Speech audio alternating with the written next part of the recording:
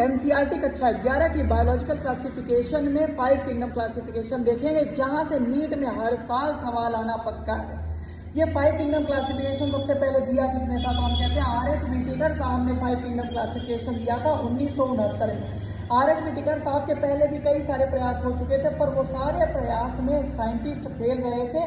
तो R H Whittaker साहब ने 5 किंगडम क्लासिफिकेशन में कुछ कैरेक्टर्स को ध्यान में रखते हुए 5 किंगडम क्लासिफिकेशन में सारे ऑर्गेनिजम्स को डिवाइड किया है। सबसे पहला कैरेक्टर था भाई कि उनका सेलुलर एग्रीगेशन कैसा है, यूनिसेलुलर है, मल्टी सेलुलर क्या है, उनका बॉडी ऑर्गेनाइजेशन क्या है, उनका मोड ऑफ न्यूट्रिशन क्या है, वो रिप्रोड्यूस कैसे करते हैं, यूनिसेक्सुअल हैं, सेक्सुअल हैं या वेजिटेटिव रिप्रोड्यूस करते हैं, किस तरीके से रिप्रोड्यूस करते हैं। और लास्ट और मोस्ट इंपॉर्टेंट जो कैरेक्टर था वो फाइलोजेनेटिक रिलेशनशिप था। मतलब ये सिर्फ मॉर्फोलॉजी ऊपर से देख के बंटवारा नहीं था, इसमें उनके इवोल्यूशनरी रिलेशन को भी महत्व उतना ही दिया गया था जितना कि मॉर्फोलॉजिकल और फिजियोलॉजिकल और एनाटॉमिकल कैरेक्टर्स को दिया गया था।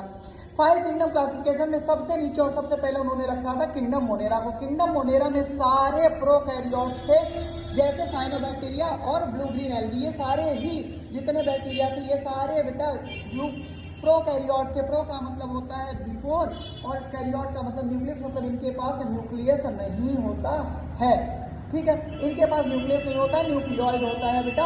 और इनकी सेल पेप्टिडोग्लाइकेन की बनी हुई होती है ऑलमोस्ट सबकी, ठीक है। इसके बाद चलते हैं हम किंगडम प्रोटिस्टा की तरफ।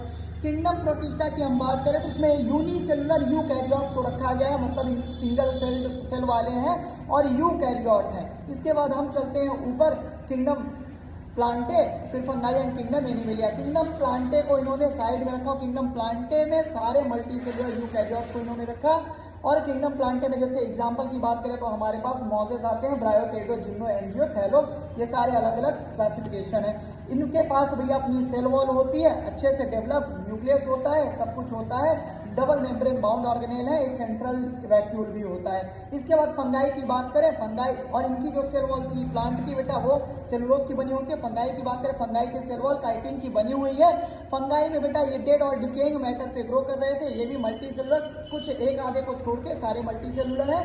ये ऑटो जनरली तो बेटा हेट्रोट्रॉफ है, एक आधे शायद ऑटोट्रॉफ है, बाकी सारे ही हेट्रोट्रॉफ है। जैसे प्लांट्स ऑटोट्रॉफ है, लेकिन ये एक आधे को छोड़ के सारे ही हेट्रोट्रॉफ है, दूसरे पे इंडिपेंडेंट होते हैं अपने न्यूट्रिशन के लिए।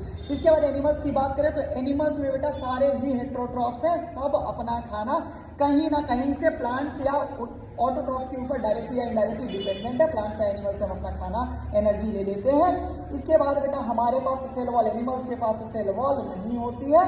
ये था 5 किंगडम क्लासिफिकेशन अंडर 1 मिनट।